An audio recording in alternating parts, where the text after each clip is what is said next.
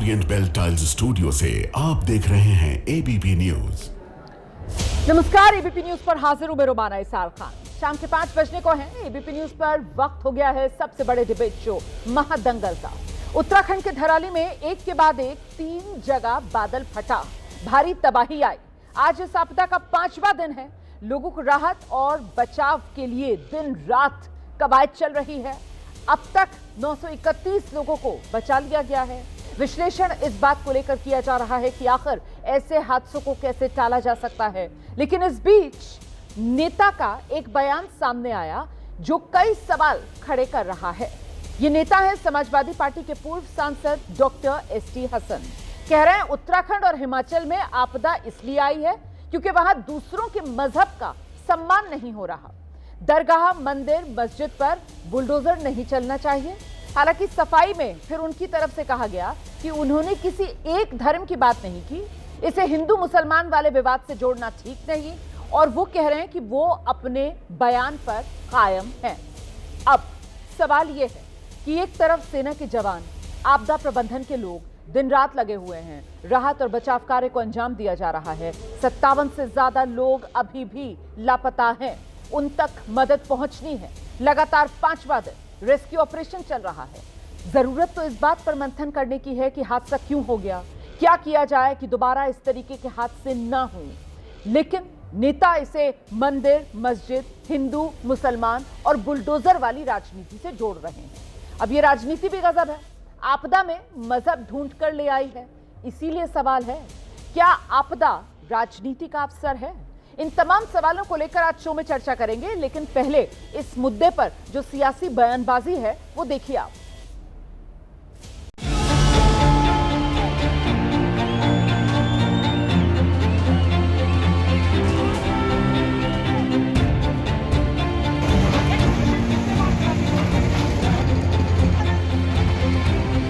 उत्तराखंड में और हिमाचल प्रदेश में दूसरे के मजहब का कोई सम्मान नहीं हो रहा। किसी भी धार्मिक स्थल के ऊपर, चाहे वो दरगाह हो, मस्जिद हो या मंदिर हो, बुलडोजर नहीं चलना चाहिए। भले से आप खाली करा लें। इस दुनिया को चलाने वाला कोई और है और जब उसका इंसाफ होता है तो फिर वो आदमी कहीं से भी अपने को नहीं बचा पाता। प्राकृतिक आपदाएं दुखदायी होती है, लेकिन समाजवादी पार्टी के सांसद एसटी हसन इन दुख पर और नमक मिर्च लगाने का काम कर रहे हैं। शर्म आनी चाहिए समाजवादी पार्टी के ऐसे सांसद पर जिसकी सोच इस तरह की है कि वो प्राकृतिक आपदा में भी मजहब ढूंढने का काम कर रहे हैं। तो आपदा को आपदा के तौर पर ही देखना चाहिए। इसको हिंदू मुस्लिम का रंग न दिया जाए। इसका ना मुसलमानों पर जुल्म ज्यादती से संबंध है, ना हिंदुओं से इसका ताल्लुक है। ये एक आफत नागहानी है। उनकी जो मानसिकता है वह दूषित है, उनको शुद्ध करना चाहिए। हिमाचल देवभूमि है, उत्तराखंड देवभूमि है और देवभूमि से हमेशा सबके कल्याण के लिए कहा जाता है। मानवता को शर्मसार करने वाले बयान नहीं आने चाहिए। अपने वाणी में, अपने वक्तव्य में संयम नजर आना चाहिए। लेकिन इस प्रकार का कोई वक्तव्य दे रहे तो मैंने कहा कोई निंदा के वो पात्र है। जो कुछ भी वहाँ हुआ बहुत बुरा हुआ। पूरा हिंदुस्तान उनके साथ खड़ा है। तो हमें, लेकिन हुआ तो हमें उसकी वजहें भी तो ढूंढनी चाहिए, क्यों हुआ। तो उसमें हिंदू मुसलमान करने की क्या तुक है? वो तो सारे मजहबों के लिए कह रहा हूँ मैं। जो आपका बयान है उस पर आप कायम? हाँ, बिल्कुल कायम है।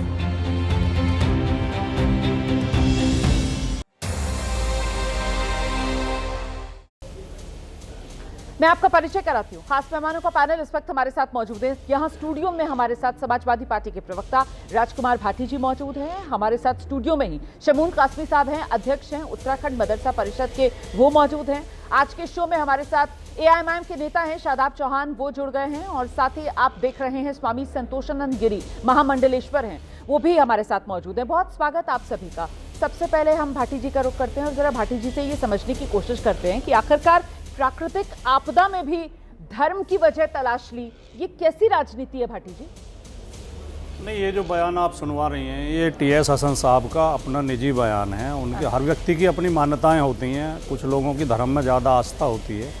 समाजवादी पार्टी की ना तो ऐसी कोई विचारधारा है, ना समाजवादी पार्टी का ऐसा कोई अधिकृत बयान है। प्राकृतिक आपदाएं जो आती हैं वो पर्यावरण के असंतुलन की वजह से आती हैं। पर्यावरण का संतुलन जब बिगड़ता है, हम लोग लगातार पेड़ों को काटे जा रहे हैं, हम पहाड़ों का खनन कर रहे हैं, हम अनियमित विकास कर रहे हैं, इसकी वजह से आपदाएं आ रही हैं। उसके लिए जिम्मेदार हम ही लोग हैं। लेकिन जो वजह टीएस हसन साहब बता रहे हैं, मैं और मेरी पार्टी बिल्कुल उस वजह से सहमत नहीं है, क्योंकि अगर इस वजह को मान भी लिया जाए तो जो निर्दोष लोग, अज्ञात लोग इस आपदा में मारे गए हैं या जो घायल हुए हैं, जिनके घर टूट गए, उनकी क्या गलती थी? अगर कहीं गलती की होती तो सरकार ने की होगी। तो मैं बिल्कुल भी इस बात से सहमत नहीं, निसंकोच। अच्छा है कि आप इस बात से सहमत नहीं हैं, लेकिन दिक्कत यह है कि आप इस बयान से पल्ला नहीं झाड़ सकते ना।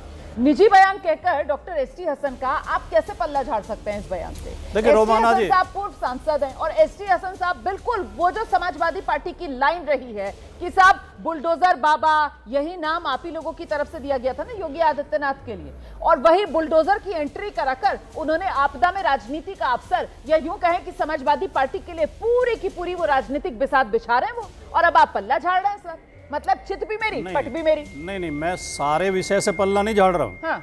मैं केवल आपदा पे जो उन्होंने टिप्पणी की, बुलडोजर का जहाँ तक सवाल है, योगी आदित्यनाथ जी के शासन में उत्तर प्रदेश में बहुत अत्याचार हुए हैं, और ख़ास तौर से अल्पसंख्यक समाज के साथ, दलित और पिछड़ों के साथ हुए हैं।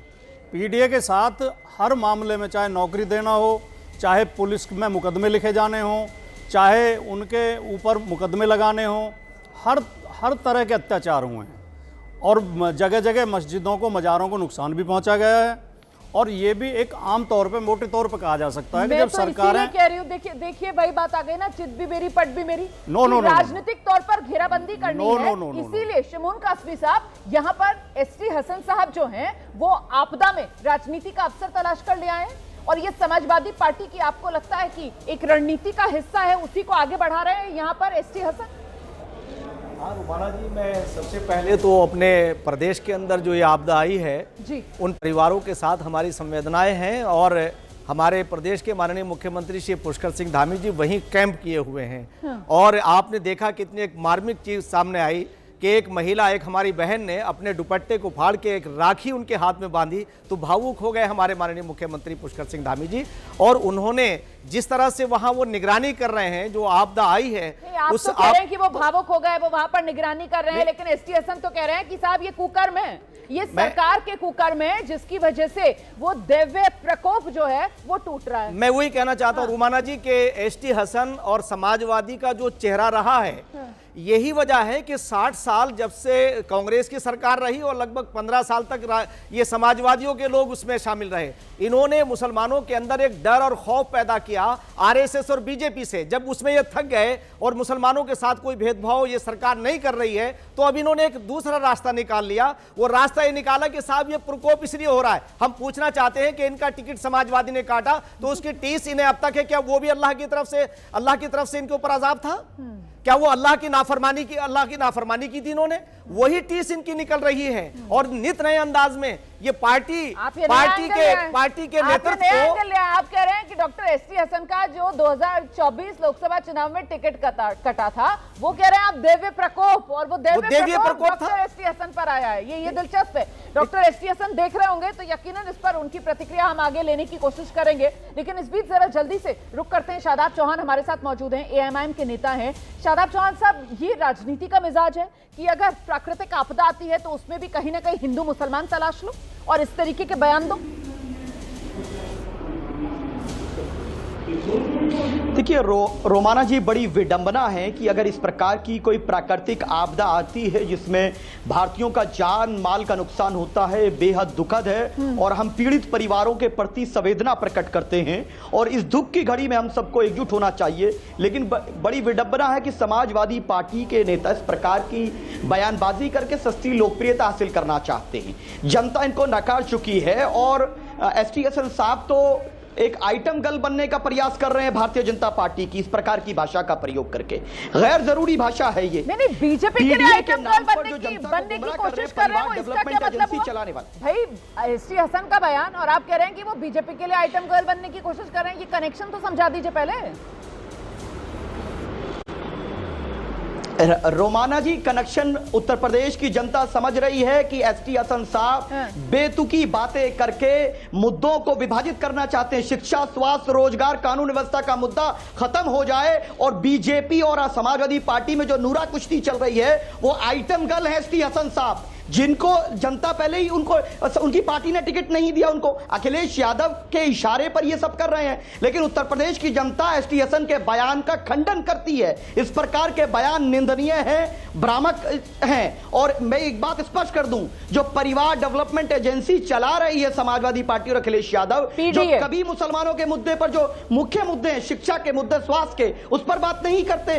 ये मुद्दों को भटकाने के लिए एसटी हसन को रखा हुआ है अखिलेश यादव ने। आपने तो खुलकर आरोप लगा दिया, आपने तो खुलकर समाजवादी पार्टी पर आरोप लगा दिया है हिंदू मुसलमान वाली राजनीति करने का। आना चाहिए भाटी साहब को, जवाब देना चाहिए, क्योंकि कटघरे में आज आप खड़े हो रहे हैं उस राजनीति को लेकर जो आरोप आप लोग बीजेपी पर लगाते हैं। यहां पर एएमआईएम की तरफ से कहा जा रहा है कि साहब ये साठगांठ है, इनकी नूरा कुश्ती चलती है। और लीजिए पीडीए, उसको भी नए तरीके से क्या कहा इन्होंने, परिवार डेवलपमेंट अथॉरिटी चला रहे हैं समाजवादी पार्टी के लोग। भाटी साहब देखिए, अखिलेश यादव जी ने जब से दलित, शोषित, पिछड़े, अल्पसंख्यक, आदिवासी, कमजोर लोगों की आवाज़ उठानी शुरू की है और उन्हें एकजुट किया है, और उस एकजुटता के परिणाम स्वरूप उत्तर प्रदेश में अभी इस चुनाव में भारतीय जनता पार्टी को मुंह की खानी पड़ी है। भारतीय जनता पार्टी औंधे मुंह गिरी है। हमारी 37 सीटें आई हैं, भारतीय जनता पार्टी की 33 सीटें आई हैं। शादाब चौहान के पास पता नहीं कहाँ से आंकड़े हैं जो कह रहे हैं कि समाजवादी पार्टी खत्म होने की तरफ जा रही है। समाजवादी पार्टी तो लगातार आगे बढ़ रही है। तो उसके बाद से राजनीति करके वो नहीं लगा रहे, हिंदू मुसलमान वाली राजनीति समाजवादी पार्टी नहीं, मैं उसी का जवाब दे रहा हूँ। उसके बाद से हर उस व्यक्ति के पेट में दर्द है जो सामंतवादी सोच रखता है, जो ऊंच नीच की सोच रखता है, जो बेईमानी की और शोषण की सोच रखता है, जो अत्याचार करता है। चाहे अब एमआईएम तो धर्मनिरपेक्ष पार्टी हो गई और समाजवादी पार्टी हिंदू मुस्लिम करने वाली पार्टी हो गई। समाजवादी पार्टी ने अभी मैं पर्यावरण के मुद्दे पे बता दूं, अभी आप बोल रहे थे कि समाजवादी पार्टी ने उत्तर प्रदेश में पार्क बनाए, पेड़ लगाए। जनेश्वर मिश्र पार्क एशिया का सबसे बड़ा पार्क है। जब से भारतीय जनता पार्टी की सरकार आई है पर्यावरण को नष्ट कर दिया है। ये जो खनन करा रहे हैं लगातार, नदियों के अंदर खनन चल रहा है, पहाड़ों के ऊपर खनन चल रहा है, पेड़ काटे जा रहे हैं, इनकी वजह से प्राकृतिक आपदाएं हो रही हैं। भाटी साहब किसी ने रोका थोड़ी था। डॉक्टर एसटी हसन ये तमाम बातें गिना देते मीडिया के सामने आकर, जो आप यहाँ एबीपी न्यूज पर बैठकर वजह गिना रहे हैं। वो तो कह रहे हैं कि साहब ये प्राकृतिक आपदा दरअसल दैव्य प्रकोप है। और पहले तो उन्होंने सीधे सीधे कह दिया कि साहब ये जो बुलडोजर वाला एक्शन चल रहा है, बुलडोजर वाला एक्शन जो लेकर आए वो, मंदिर मस्जिद जो लेकर आए वो, विनोद बंसल साहब को लेकर आइए जरा स्क्रीन पर। विश्व हिंदू परिषद के प्रवक्ता हैं विनोद बंसल जी, क्या लगता है आपको प्राकृतिक आपदा का बहाना और उसी के जरिए हिंदू मुस्लिम वाली राजनीति चमकाना, यही यहाँ पर नेताओं की साजिश और षड्यंत्र, उसी का पर्दाफाश हो रहा है क्या विनोद बंसल साहब? रोमाना जी, सबसे पहले तो मैं आपको और आपके सभी पैनलिस्टों को, सीधी दर्शकों को रक्षाबंधन की हार्दिक बधाई और शुभकामना देता हूं। धन्यवाद सर। और भाई बहन का पवित्र त्योहार सबको सुखमय बनाए, और जो लव जिहादी हैं या जो बाकी जो समाज कंटक लोग हैं और ऐसे एसटी हसन जैसे लोगों को प्रभु सद्बुद्धि दें, ऐसी मेरी मंगल कामनाएं। दूसरी बात ये कि देखिए, जिस तरह की बयान जो एसटी हसन ने दिए हैं वो कोई नए नहीं है। ये बयान बहादुर हैं, पहले से भी देते आए हैं। रोमाना जी, आप जानते हैं इनके बयानों को पुरानी अगर कथा निकालोगे तो बहुत एक लंबी फहरिस्त है। और आप देखिए कि ये इसीलिए इस पार्टी को समाजवादी कम और नमाजवादी के नाम से लोग ज्यादा जानते हैं। देखिए, मैं नहीं कह रहा, ये समाज कहता है, क्योंकि समाजवाद का नाम तो लेते हैं पार्टी के नाम में। जैसे मुसलमान पार्टी के नाम में मुसलमान है, मुसलमीन है, लेकिन मुसलमानों का भला इन्होंने आज तक नहीं किया। वैसे ही, ठीक वैसे ही जो पार्टी का नाम है समाजवादी पार्टी, और ये समाजवाद से कोसों दूर रहती है। आप देखिए कि जहां प्राकृतिक आपदा हो, और वो भी देवभूमि के अंदर, देश का गौरव है वो, और वहां पर अगर कोई आपदा आती है तो वहां आपदा के लिए दो शब्द सांत्वना के तो नहीं मिल सकते इनको, लेकिन उनको घावों पर नमक छिड़कने का काम जरूर कर सकती है पार्टी। यही है इस पार्टी का चाल चरित्र चेहरा। रोमाना जी, आपने कई बार पूछा, लेकिन इसके बावजूद भी इनका जो है ना तो निंदा का आया कि उस पार्टी के नेता के खिलाफ कोई दो शब्द बोल दे कभी, हाँ नहीं इसने गलत बोला, इसको निकाल देना चाहिए पार्टी से, लेकिन नहीं बोलेंगे क्योंकि इनको ऐसे ही नेता चाहिए। मैं जवाब देती हूं। आप जो बात कह रहे हैं वो बिल्कुल सटीक बात आप कह रहे हैं, इस पर भाटी साहब को जवाब देना चाहिए। भाटी साहब, सुना आपने, वो कह रहे हैं यही तो वजह है इसी वजह से तो समाजवादी पार्टी पर हम लोग आरोप लगाते हैं कि ये समाजवादी पार्टी नहीं, ये नमाजवादी पार्टी है। इनके नेताओं के यही तो बयान आते हैं, हिंदू मुसलमान करने वाले, बांटने वाले बयान। देखिए कैसे आपदा में भी धर्म ढूंढ लाए। भाई विनोद बंसल को तो समाजवाद का अर्थ भी पता नहीं होगा, नहीं तो पूछ लें आप इनसे। तो ये समाजवाद पे हमें क्या उपदेश दे सकते हैं? नहीं, कृपया सुने, बीच में नहीं, बीच में मत चिल्लाएं, कृपया सुने। नहीं, आप बोल चुके हैं, मेरी बात सुने आप, मेरा नंबर है। रोमाना जी नहीं, चुप, बंद करें। बंसल साहब, मैं आपके पास आ रही हूँ। ठीक है, आपकी समाजवाद के नाम पे है ना, ठीक है, कम से कम कुछ समाजवाद का काम करो तो ज्यादा बढ़िया। ठीक है विनोद बंसल जी। चलो अब आप बोल ही रहे हैं तो मुझे समाजवाद की परिभाषा बता दें एक वाक्य में। आइए भाटी साहब अपनी बात रखिए। ठीक है, अगर आप समाजवाद की परिभाषा बता दें तो मैं आपका लोहा मान जाऊंगा। आपको क्या अधिकार है समाजवाद पर उपदेश देने का? जब आपको समाजवाद का अर्थ ही पता नहीं है तो आपको क्या अधिकार है समाजवाद पर उपदेश देने का? सवाल पूछ रहे हैं, जवाब का इंतजार करिए ना जी। हाँ। समाजवाद की परिभाषा, समाजवाद की परिभाषा, समाजवाद बोलते हैं कि आप बताओ नहीं क्या है समाजवाद, किस चिड़िया का नाम है समाजवाद, आप बताओ नहीं। मैं मानता हूं, देखिए आप एक विद्वान प्रवक्ता हैं, लेकिन पार्टी आपकी नमाजवादी है, इसलिए आप नहीं बता पाएंगे। नहीं बता पाएंगे। विनोद बंसल जी वो कह रहे हैं आप समाजवाद की परिभाषा नहीं जानते, देखिए आरोप लगा रहे हैं। मैं बताता हूँ बहुत सरल तरीके से। रोमाना जी, परिभाषा विनोद बंसल जी को नहीं पता है, इसलिए वो हमारी समाजवादी पार्टी पर आरोप लगा रहे हैं। वो बार बार ये पूछ रहे हैं, आपको चैलेंज दे रहे हैं कि आप समाजवाद की परिभाषा बता सकते हैं क्या? समाजवाद की परिभाषा विनोद बंसल साहब आप बताना चाहते हैं? डालो सवाल को, जवाब दो आप। ठीक है, आप नहीं बता सकते। आज रक्षाबंधन का पावन पर्व है और आप देखिए कि ये इस तरह के भाषण का प्रयोग कर रहे हैं, इस तरह की भाषा का प्रयोग कर रहे हैं इनके नेता। आप देना चाहते हैं सर, आप देना चाहते हैं, मैं कोई दबाव नहीं बना रही हूँ विनोद बंसल जी, मैं कोई दबाव आप पर नहीं बना रही हूँ। आप परिभाषा देना चाहते हैं समाजवाद की या नहीं? इनके नाम, इनकी पार्टी के नाम में समाजवाद है और मैं जी मैं बोलता हूँ, वो ऐसे घुमाए जाएंगे, वो नहीं करेंगे। ठीक है, ठीक है, मैं राजकुमार भाटी जी के पास बताना चाह रही हूँ। राजकुमार भाटी जी, वो समाजवाद की परिभाषा जो आप पूछ रहे हैं वो नहीं दे रहे हैं, लेकिन वो समाजवादी पार्टी को नमाजवादी पार्टी वो अपना आरोप दोहरा रहे हैं, वो परिभाषा नहीं बता रहे हैं। आइए, आप हो सकता है आपके दर्शकों में भी बहुत लोगों को पता ना हो, इसलिए मैं बताना अपना धर्म समझता हूँ। हर तरह की गैर बराबरी को समाप्त करने का प्रयास करना, गैर बराबरी को कम करना ही समाजवाद है। सत्ता, संपत्ति और सम्मान बंटवारा हो एक समान, यही समाजवाद है। चाहे गैर बराबरी। अब ये बीच में चिल्लाते हैं, मैं तो आपकी बारी पे बोलता नहीं, आपको पता तो कुछ है नहीं, बीच में चिल्लाते हो आप। देखिए, चाहे धर्म के नाम पे गैर बराबरी हो, चाहे जाति के नाम पे हो, चाहे धन के नाम पे हो, चाहे भाषा के नाम पे हो, चाहे स्त्री पुरुष के नाम पे हो, चाहे गांव शहर के नाम पे हो, हर तरह की गैर बराबरी को दूर करने का प्रयास करना ही समाजवाद है। इसलिए जब लोग ये कहते हैं ये संविधान से समाजवाद और धर्मनिरपेक्षता शब्द हटाए जाने चाहिए, ये समाजवादी पार्टी नमाजवादी पार्टी है, तो ये अपनी अज्ञानता का परिचय देते हैं, ये अपनी अज्ञानता का पोस्टर लेकर चलते हैं कि हमें कोई ज्ञान नहीं है, हमें कोई जानकारी नहीं। विनोद बंसल जी आप लगातार बोल रहे हैं सर, दर्शक कुछ भी नहीं समझ पाएगा। आप जरा सा संयम रखिए सर, एक बार राजकुमार भाटी जी को सुन लीजिए, उसके बाद मैं दोबारा आपके पास आ जाऊंगी। लगातार बोलेंगे सर, आप वैसे ही स्काइप से जुड़े हुए हैं, कुछ समझ नहीं आ रहा है, मैं खुद नहीं समझ पा रही हूँ। आइए भाटी साहब। मैं बहुत जिम्मेदारी के साथ ये कहना चाहता हूँ कि इस देश की तमाम समस्याओं का हल ही समाजवाद में है। हाँ। क्योंकि समाजवाद हर तरह की गैर बराबरी को दूर करने की बात करता है। हमारे देश में जो पुरानी व्यवस्था रही है, जो हमारे परंपराएं कुरीतियां रही हैं कि स्त्री पुरुष में भेदभाव करना, समाजवाद। भाटी साहब पूरे सम्मान के साथ आपके लिए सर, ये समाजवाद है जो बयान एसटी हसन दे रहे हैं? मतलब वो कह रहे हैं कि नीचे बुलडोजर चलेगा तो ऊपर वाला इंसाफ करेगा, ऊपर वाले का इंसाफ, मतलब वो कौन सी बातें कर रहे हैं सर? पे बोल देता हूँ। हाँ, एसटी हसन के इस बयान का तो मैंने बैठते ही विरोध किया शुरू में, कि उससे मैं सहमत नहीं हूं, ना मेरी पार्टी सहमत है। लेकिन वो जो रिपीटेड ऑफेंडर है ना सर, वो आते हैं, वो इस तरीके के बयान देते हैं जिससे हिंदू मुसलमान होता है, उसके बाद उन पर कोई एक्शन ही नहीं होता। वो समाजवादी पार्टी के नेता हैं, वो पूर्व सांसद हैं सर, उनको क्यों पार्टी नहीं कहती है कि आप कैसे बयान दे रहे हैं? शादाब चौहान ने कहा कि हो सकता है ये बदला ले रहे हो समाजवादी पार्टी से।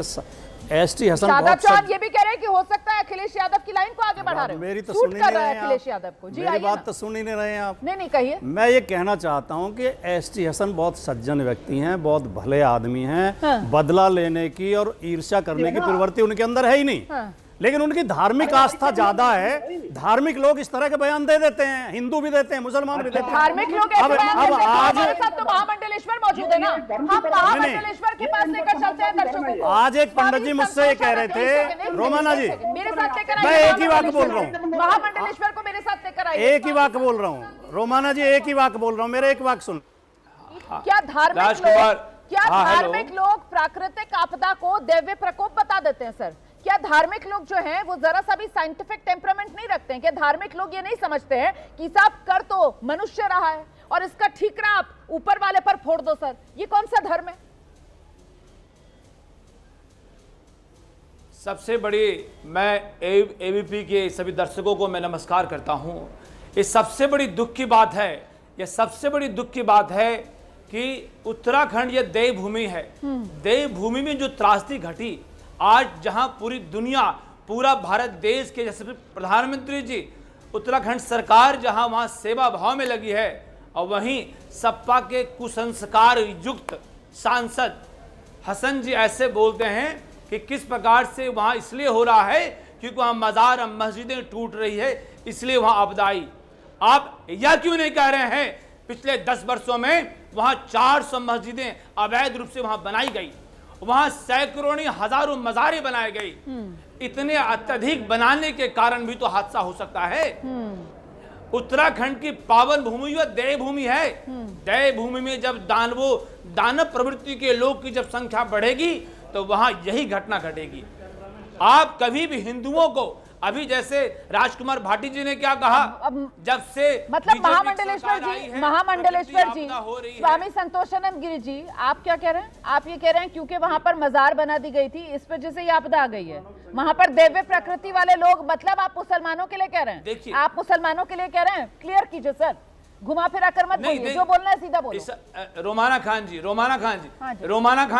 रोमाना खान जी, हमारा देश लोकतांत्रिक देश है, हम सभी का सम्मान करते हैं, परंतु आप यदि हमें जख्म देंगे, इनको हसन जी को सोचना चाहिए, जहां अभी मरहम लगाने की आवश्यकता थी,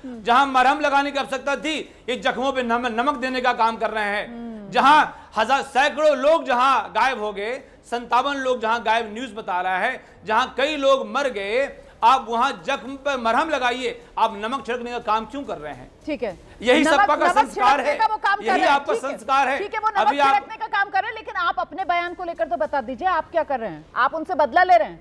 मतलब आपने उनसे बदला ले लिया ये तमाम बातें कहकर कि साहब वहां पर मजार ज्यादा बना दिए गए थे और दैवीय प्रकृति के लोग। मैं बिल्कुल आप जो बात कह रहे हैं सर, मैं उस पर जवाब लूंगी आगे। ये नमक छिड़कने वाली आपने बिल्कुल सही सटीक बात कही, लेकिन आप मुझे बताइए ना, आपने जो बयान दिया वो क्या किया? बदला लिया? देखिए, अभी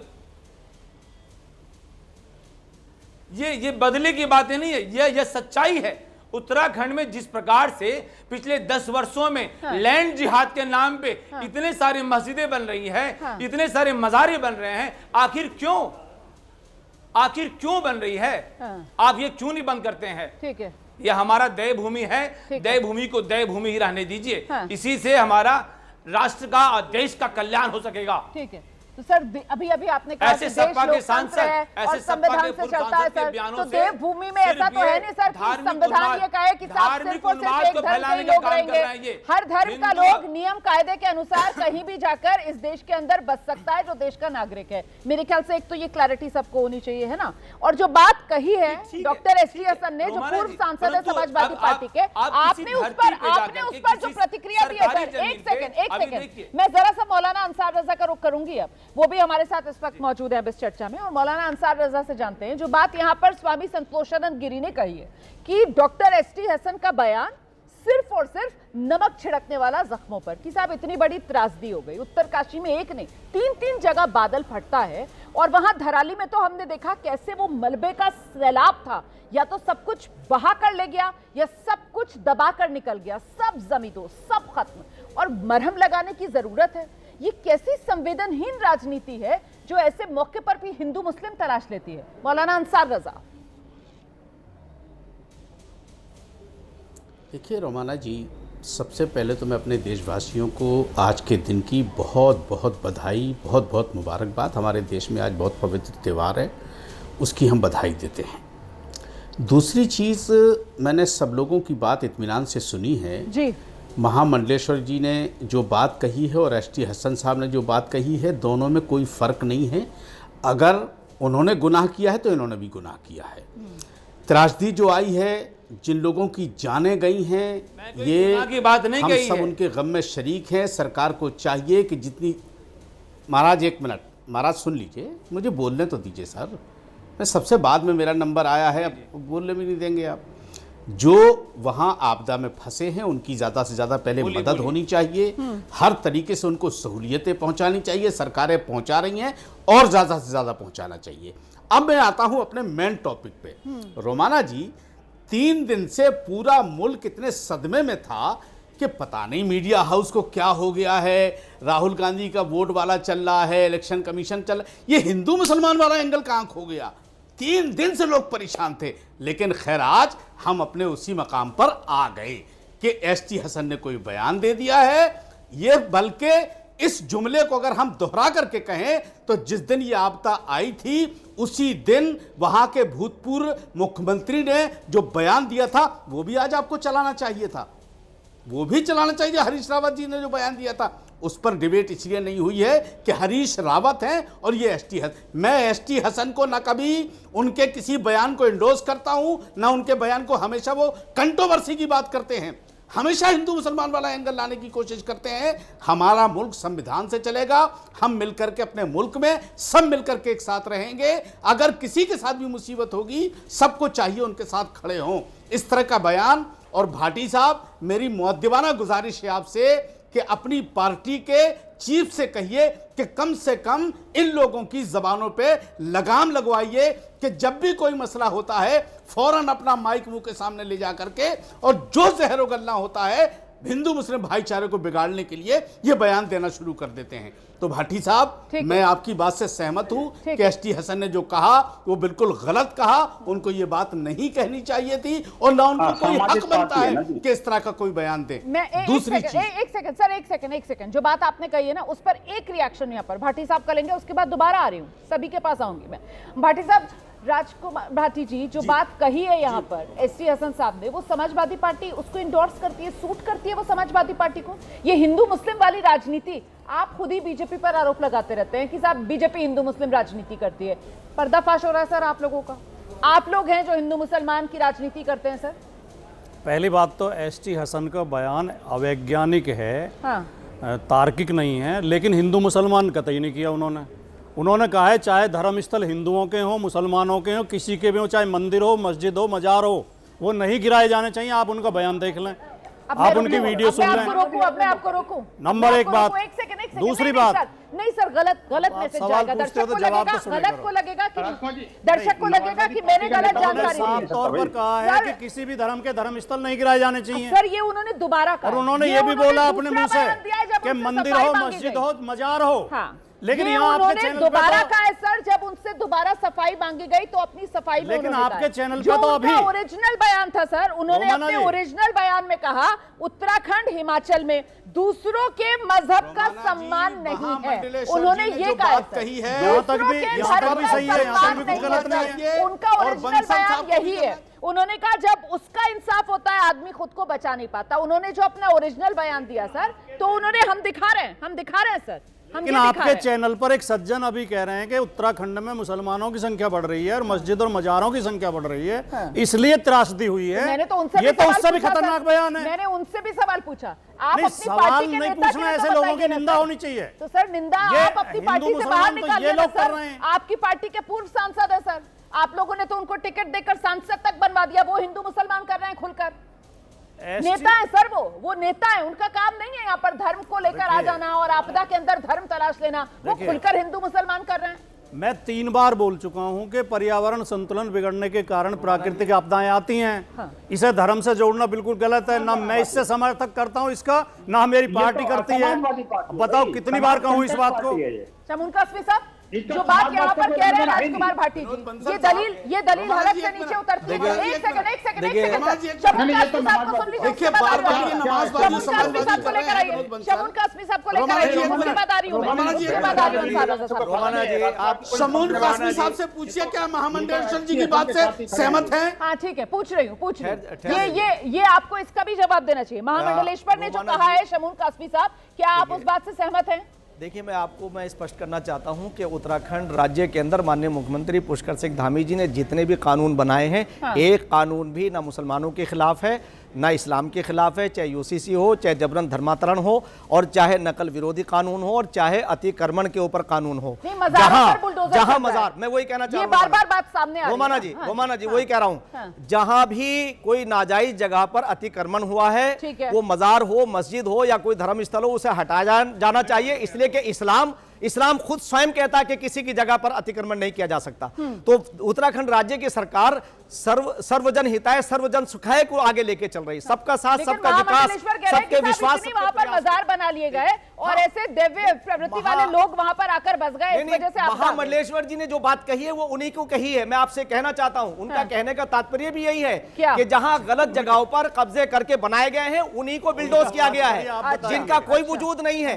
मैं कहना चाहता हूं, यानी समस्त अपने देशवासियों से कहना चाहता हूं कि उत्तराखंड राज्य के अंदर कहीं भी कोई भेदभाव नहीं हो रहा है, और हमारे उत्तराखंड राज्य के माननीय मुख्यमंत्री जी पुष्कर सिंह धामी जी नहीं, आपको बता दें, अगर आप गलत जगह जाके बना लेंगे तो क्या वो टूटेगा नहीं? आप अगर गलत जगह जाके बना लेंगे और उसकी कोई बेस भी नहीं है, जब उसकी कोई बेस नहीं है, कोई बेस नहीं है कोई उसकी, और जिन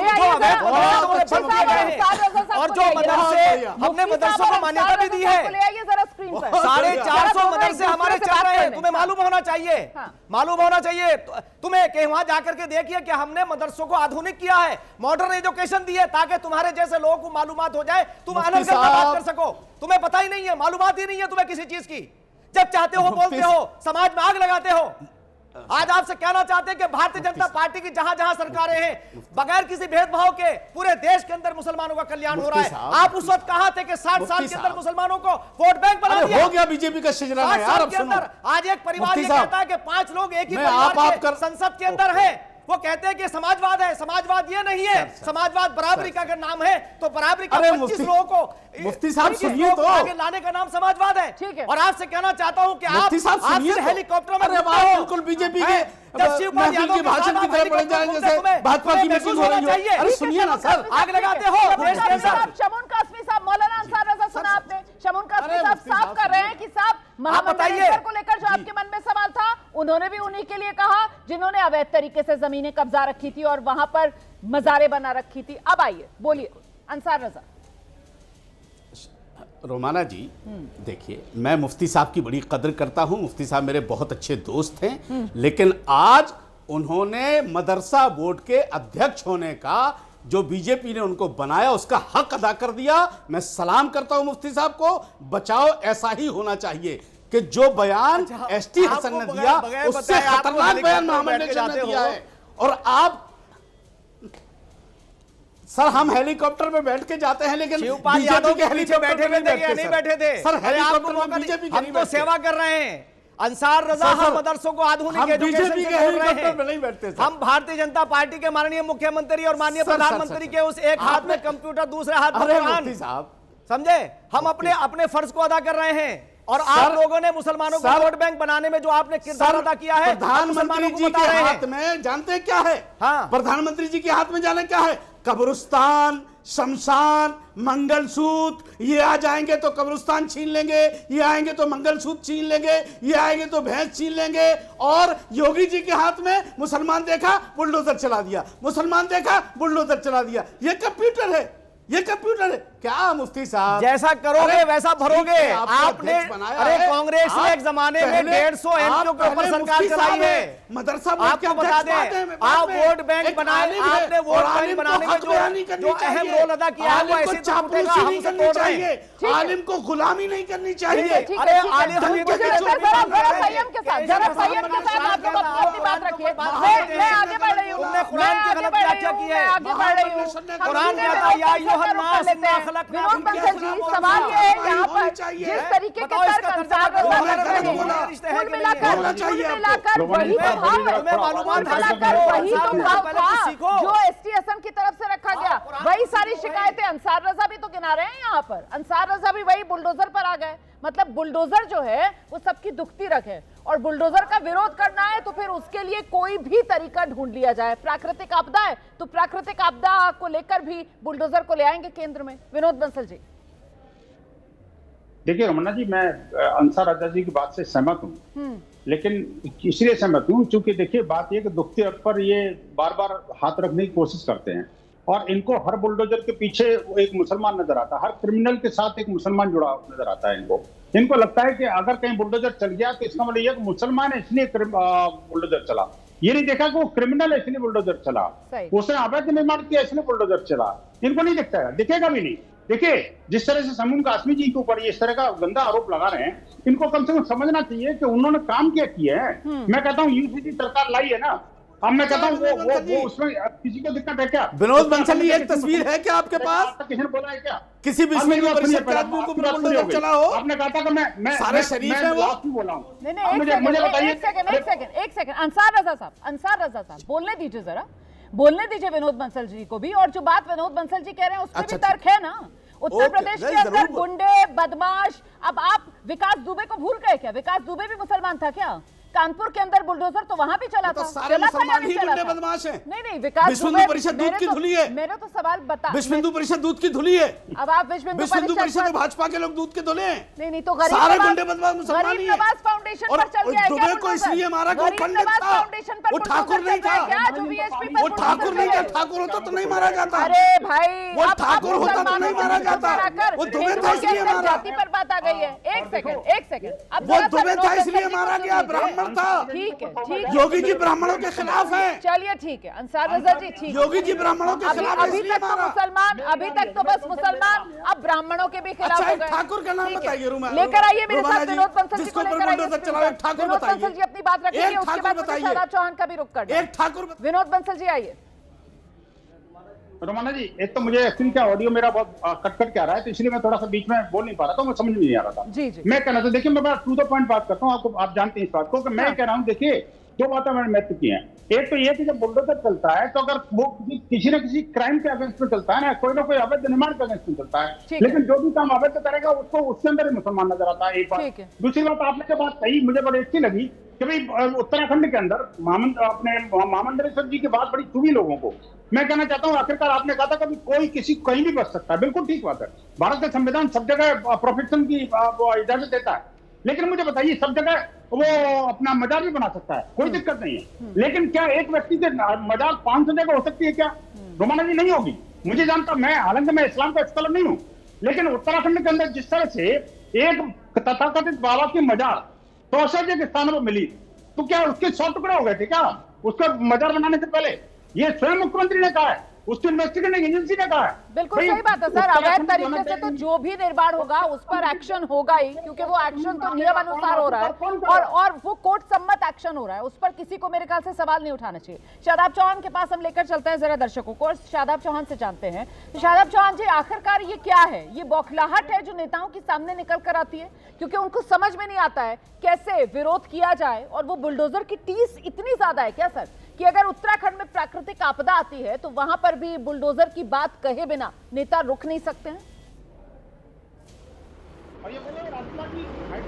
देखिए रोमाना जी, सरकार के फैसले का जो जन विरोधी फैसला उसका विरोध हो सकता है और होना चाहिए, हम भी करते हैं। चाहे वो मदरसों मस्जिद पर टारगेटेड एक्शन हो, चाहे बुलडोजर का गलत प्रयोग हो, लेकिन इसका मतलब ये नहीं है कि प्राकृतिक आपदा जहां पूरा देश को एकजुट होकर के हमें सरकार के साथ अगर कोई मदद कर सकते खड़े रहना है, उन पीड़ित परिवारों के साथ खड़े रहना है। लेकिन मैंने कहा एसटी हसन साहब बीजेपी की आइटम गर्ल है, लेकिन राजकुमार भाटी जी ने एक बात कही, सामाजिक न्याय उनकी पार्टी का फॉर्मूला है। मुझे बता दीजिए क्या सामाजिक न्याय में 4 बार अखिलेश यादव जी यादव परिवार का मुख्यमंत्री बना है, क्या मुसलमान मुख्यमंत्री और गुर्जर डिप्टी चीफ मिनिस्टर बनेगा सामाजिक न्याय में या नहीं बनेगा? उनकी नजर में सिर्फ मुसलमानों के लिए कोई जगह नहीं है, गुर्जरों के लिए कोई जगह नहीं है। कौन से अधिकार की बात कर रहे हैं? एसटी हसन साहब पर वो लगाम नहीं लगाते, या तो उनके इशारे पर वो बयान देते हैं और बदले में फिर आपत्तिजनक बयान महामंडलेश्वर ने दिया। ये दोनों की तरफ से मैच फिक्सिंग, मैंने इसीलिए बोला था। राजकुमार भाटी जी बहुत ही अच्छे व्यक्ति हैं, हमेशा सामाजिक न्याय की बात करते हैं, लेकिन उनकी पार्टी सामाजिक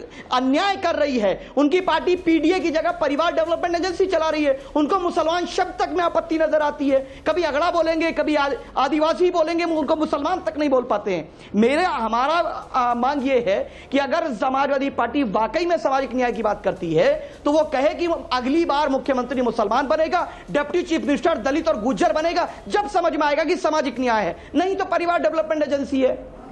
सर वो परिवार डेवलपमेंट एजेंसी जो हैदराबाद में चल रही है असदुद्दीन ओवैसी साहब के घर के अंदर, जरा उस पर भी 2 शब्द हो जाएं। मतलब वहां पर भी खुद असदुद्दीन ओवैसी साहब, उनके भाई साहब, परिवार के लोग, सर वहां पर भी जरा सा समाजवादी पार्टी की तरफ से भाटी साहब को सवाल पूछना चाह रहे हैं आपसे। जरा पहले भाटी साहब को सुन लीजिए, फिर उसका भी जरा विस्तार से जवाब दे दीजिएगा।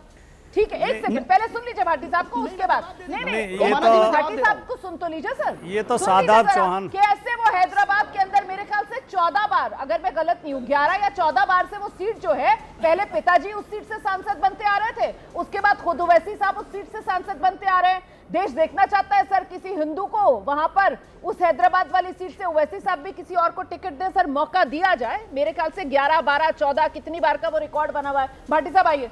नहीं, ये तो शादाब चौहान भी जानते हैं कि ये सवाल वो केवल उलझाने के लिए उठा रहे हैं। उत्तर प्रदेश में 3000 से ज़्यादा जातियाँ, हर जाति का मुख्यमंत्री तो बन नहीं सकता। मुख्यमंत्री तो जो पार्टी का सर्वोच्च नेता होगा वही बनेगा। लेकिन कासमी साहब ने एक बात कही थी, मैं उसको उस पर बोलना चाहता था। इन्होंने बहुत जोर दे के कहा कि जहाँ जहाँ बीजेपी की सरकार है वह हिंदू मुसलमान में कोई भेदभाव नहीं होता है। अभी उत्तर प्रदेश में इसी सप्ताह एक संयुक्त सचिव ने पत्र जारी किया है सारे जिलाधिकारियों को लिखित में बाकायदा कि ग्राम सभा की जमीनों पर जहाँ जहाँ यादव और मुसलमानों के कब्जे हैं वो हटाए जाएं। ये भेदभाव है या नहीं है?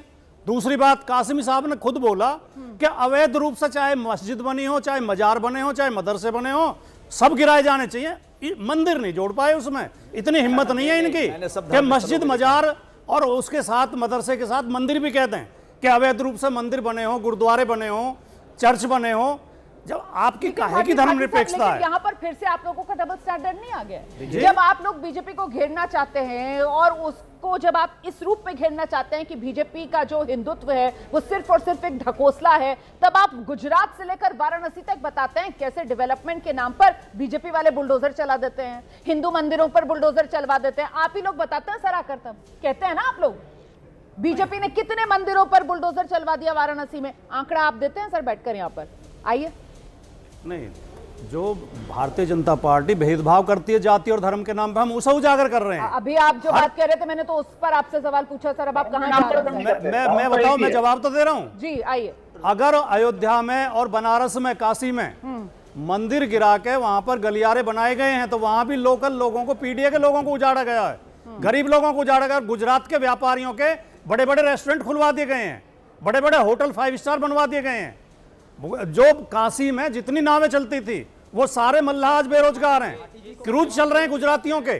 चलिए, तो वहां पे 12 क्रूज चल रहे हैं सारे के सारे गुजरातियों के। भेदभाव तो खत्म हो गया ना यहाँ पर, क्योंकि अभी तक तो आप मंदिर की बात कर रहे थे। करती है वो मंदिर और मस्जिद वाला शमून कासमी साहब, वो मंदिर मस्जिद वाला भेदभाव खत्म हो गया। पूछिए कि 3000 जातियों में हमारे राज्य के माननीय मुख्यमंत्री श्री पुष्कर सिंह धामी जी का रिकॉर्ड है और माननीय प्रधानमंत्री श्री नरेंद्र मोदी जी का ये नारा है, सबको साथ लेके चलना है, वो उसका अनुसरण कर रहा है। दूसरे मैं नहीं बता दूं, देखिए आपको मैं वो भी कह रहा हूँ, वो भी बता दो आपको। एक मिनट राजकुमार जी, देखिए उत्तराखंड राज्य के अंदर कोई भी अतिक्रमण किसी ने भी किया, चाहे भूमाफिया हो चाहे कोई भी हो, किसी के साथ कोई रियायत नहीं की गई है। अगर कहीं कोई भी अतिक्रमण हुआ है किसी भी जगह पर, किसी भी धर्म स्थल पर, वो उत्तराखंड देवभूमि में नहीं रहेगा और चलना भी नहीं चाहिए, पूरे देश में नहीं रहना चाहिए। और मैं तो ये कहना चाहता हूं कि मस्जिद और मदरसा तो वहीं बनना चाहिए जहां उसकी जाती मिल्कियत हो, या मजार। किसी भी नाजायज जगह पर इस्लामिक रूप से बनना ही नहीं चाहिए, ना बनेगा। अब मैं आपसे कहना चाहता हूं, जो आप बात कर रहे हैं, आपने किस तरह से मुसलमानों को उन्हें मेन स्ट्रीम से काटा है। मेन स्ट्रीम से काटने के लिए आपने भारतीय जनता पार्टी और आरएसएस से डराने का तो काम किया है। आज मुसलमान रफ्ते रफ्ते उस डर से निकल रहा है। 11 साल के अंदर आप देख लीजिए कि कांग्रेस के कार्यकाल के अंदर और आपके कार्यकाल के अंदर कोई शहर बचा हुआ नहीं है जहां दंगे और फसाद ना हुए हों।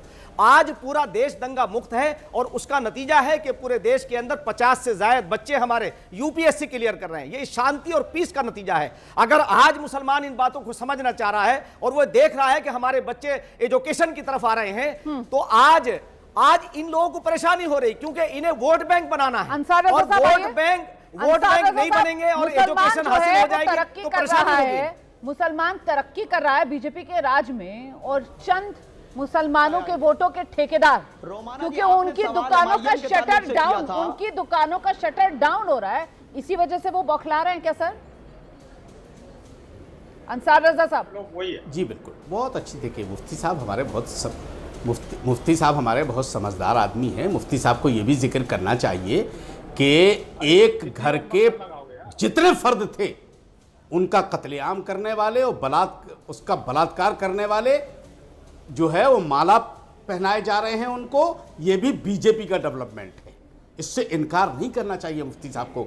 और ये बताइए, अगर आप ये कह रहे हैं, मैं भी कहता हूं कि नाजायज जगह पर, कब्जाई जगह पर ना मंदिर बन सकती, मस्जिद बन सकती है, ना मजार बन सकता है। मुफ्ती साहब, क्या आप मुझे बता सकते हैं कि कब्जाई हुई जमीन पर क्या मंदिर बन सकता है? क्या बन सकता है? क्या कोई गुरुकुल बन सकता है? क्या आप बताइए मुझे। और मैं आपको अभी लिस्ट बता दूंगा उत्तराखंड में कब्जाई हुई जमीनों पर कहां कहां मंदिर बने हैं, और मैं नाम लेकर के पते के साथ बता दूंगा। अगर आपके अंदर हिम्मत है तो बुलडोजर चलवाइए धामी साहब से कह करके, अगर है हिम्मत तो, और नहीं है तो फिर इस तरह की बातें मत किया। हमारी सरकार निष्पक्ष सरकार है, किसी भी अतिक्रमण को बर्दाश्त नहीं करती। आप लोग वर्गला रहे हैं, भ्रम पैदा कर रहे हैं। मैं एक बात आपसे पूछना चाहता हूं कि आप मुझे बताइए, कितने मंदिर गिराए अभी तक धामी साहब ने? एक मिनट, कितने मंदिर गिराए धामी साहब ने जो कब्जाई जमीन पे थे? अरे मंदिर और मस्जिद क्यों गिरने चाहिए? ठीक है, क्यों गिरने चाहिए? मैं तो आपसे पूछना चाह रहा हूं। मैं पूछता हूं, अरे आप ही तो गिना रहे थे मंदिर मस्जिद, आप ही गिना रहे थे, आप ही मंदिर मस्जिद गिना रहे थे। हो गया राजनीति। एक सेकंड रुमाना जी, बस एक मिनट, मैं आपसे कुछ सवाल करना चाहता हूं। आप लोग बैठ जाते हो मुसलमानों को गुमराह किस तरीके से हिंदू मुसलमान वाली राजनीति का ये पूरा का पूरा पिटारा खुल गया। वहां से मंदिर गिरवा दो, वहां से मजार गिरवा दो, हिंदू मुसलमान, चल गई सर दुकान आपकी, चमक गई राजनीति। खून हिंदू का बहे।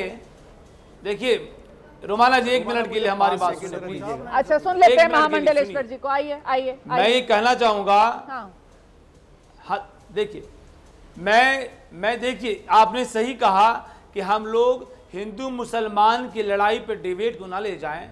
मैं एक लाइन से कहना चाहूंगा, खून हिंदू का बहे, खून हिंदू का बहे या मुसलमान का, खून तो बहा आखिर इंसान का। मजहब के पन्नों में देखो, यह खून तो बहा गीता, बाइबल और कुरान का, खून हिंदू है मुसलमान, खून तो बहा आखिर संतान हिंदुस्तान का। हम यहाँ मंदिर और मस्जिद के नाम पे लड़ाई ना करके हम सिर्फ इस बात का खंडन करने आए थे कि अभी ये हसन जी ने किस प्रकार से नमक छिड़कने का काम किया, वो ना करके हम नहीं सही कह रहे हैं महामंडलेश्वर जी, आप बिल्कुल सही कह रहे हैं सर। एसपी हसन का बयान वाकई में ऐसा बयान है जिससे जख्मों पर मरहम छिड़कने का काम किया है, और ये राजनीति की संवेदनहीनता दिखाने वाला बयान है कि जब वो कह देते हैं कि जमीन पर जो बुलडोजर चल रहा है, इसी बुलडोजर की वजह से पहाड़ में ये बादल फाड़ और पहाड़ तोड़ तबाही आ रही है। इससे ज्यादा संवेदनहीन राजनीतिक बयान कोई हो नहीं सकता, और इसके पीछे की मंशा वो भी देश जान रहा है। किस तरीके से ऐसे बयानों के जरिए दरअसल हिंदू मुसलमान वाली जो राजनीति है ना, उसको धार देने की ये एक कोशिश जो नाकाम हो गई, क्योंकि पर्दा तो फाश हो गया है और अब खुद उनकी पार्टी ही उनके इस बयान से पल्ला झाड़ती नजर आ रही है। लेकिन फिर भी हम तो यही गुजारिश करेंगे समाजवादी पार्टी के मुखिया अखिलेश यादव से, वाकई में अगर आप इस तरीके की राजनीति से पल्ला झाड़ना चाहते हैं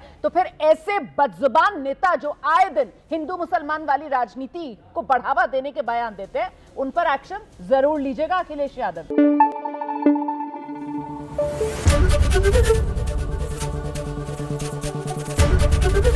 एबीपी न्यूज आपको रखे आगे।